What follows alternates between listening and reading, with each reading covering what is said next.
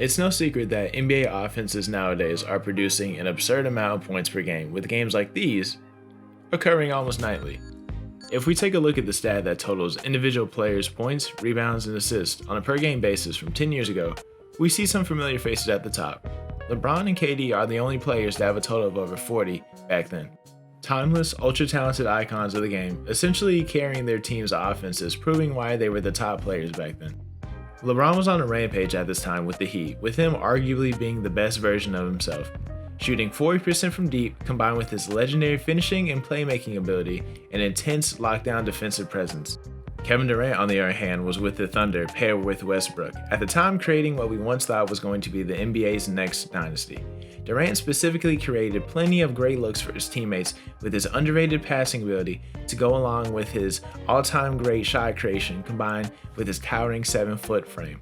If we fast forward to the current day, their total offensive output averages have actually increased or roughly stayed the same from back then, with the pace of play up and the three-point revolution linked to more floor spacing and more open shot opportunities.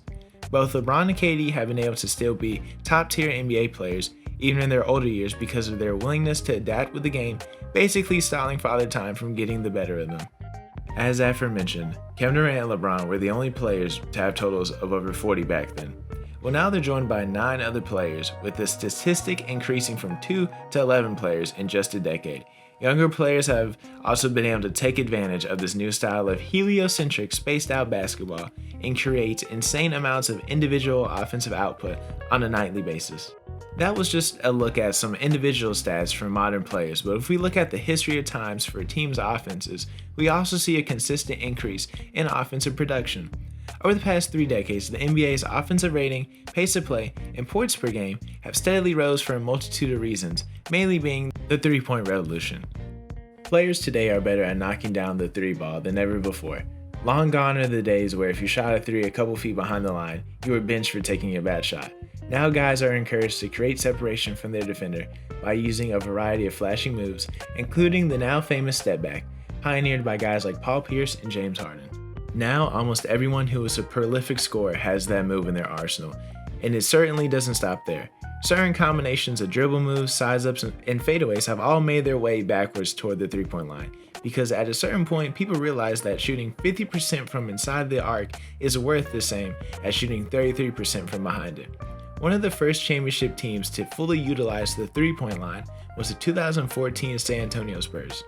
They shot an astonishing 47% from deep, making 55 out of 118 attempts in their finals run against LeBron James and the Heat, essentially ruining any chance they had to three-peat.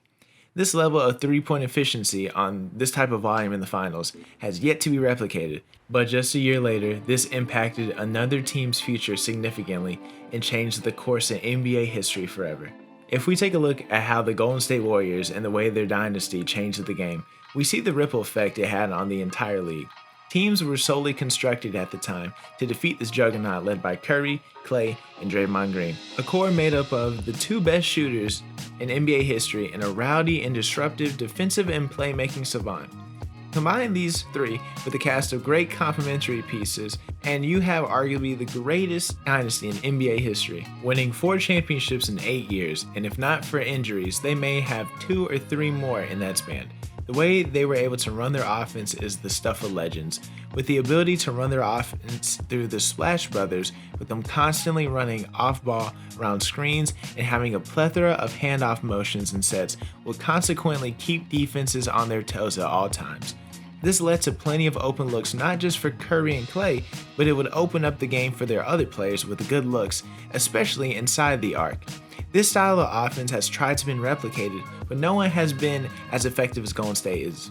Nowadays, there is an insane amount of players in the league who are capable of dropping 50 on any given night.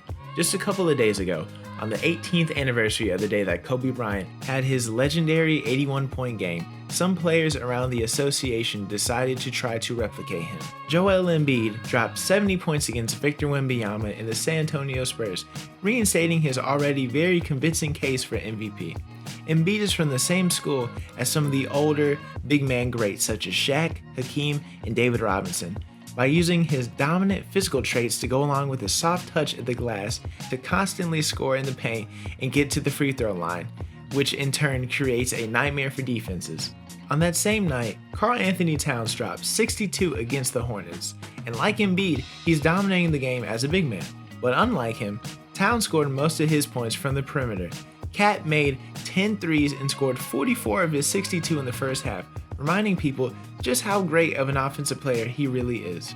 Other standout performances from the night include the Celtics' Jason Tatum dropping 39 points against Luka, Kyrie, and the rest of the Dallas Mavericks, and Kevin Durant dropping 43 points, which included a game-winning buzzer beater in a comeback effort against the Chicago Bulls. There are still a plethora of amazing, outstanding offensive players I haven't discussed yet, such as Shai Gilgeous-Alexander of the OKC Thunder, who has become one of the best players in the association with his all-around game, highlighted by his silky smooth dribble and post moves and electric finishing ability from inside the arc, proving that you don't have to be a high-volume three-point shooter to be one of the best players in the world. Giannis Antetokounmpo is in a similar vein, but instead of a super talented point guard, he's an uber athletic, genetic freak who is basically a 7-foot point forward who can run past and bully defenders out the way in pursuit of rim running to go along with his variety of kick-out passes to open shooters to make up his ridiculous offensive bag. Giannis' new teammate, Damian Lillard, is basically the complete opposite of him, with Dame being an all-time great shooter and shot creator, using a variety of dribble moves to either pull up from the parking lot or head to the basket for a dunk or a circus finish around the rim. Other NBA players like Luka, Donovan Mitchell, Anthony Edwards, Tyrese Halliburton, and others have a similar type of scoring technique to Dame. Older star players like Kawhi, Paul George, Kyrie, and Harden have all relatively kept their same level of offensive output throughout the start of their careers all the way up until the current day, proving not only that they have great longevity, but that this current era of basketball is easier for established veterans to keep their game up for years to come, especially if you have a good jump shot. Former All-Stars like John Wall, Blake Griffin, and Andre Drummond, just to name a few, have lost their status among the NBA's elite, and in some cases have fizzled out of the league entirely, mostly due to their inability to adjust to the current NBA and develop a consistent jumper to go along with them getting older. With all this said, it's safe to assume this new crop of talent in the league will likely be heavily implementing the three-point shot, even some of the newer bigs like Wemby, Chet, and Paolo Banchero, just name a few. This new generation will definitely continue to evolve the game forward, with the taller players getting increasingly more skilled by the year. Gone are the days of the traditional NBA lineups and roles. These new players and teams will certainly shape how the game of basketball will be played for decades to come.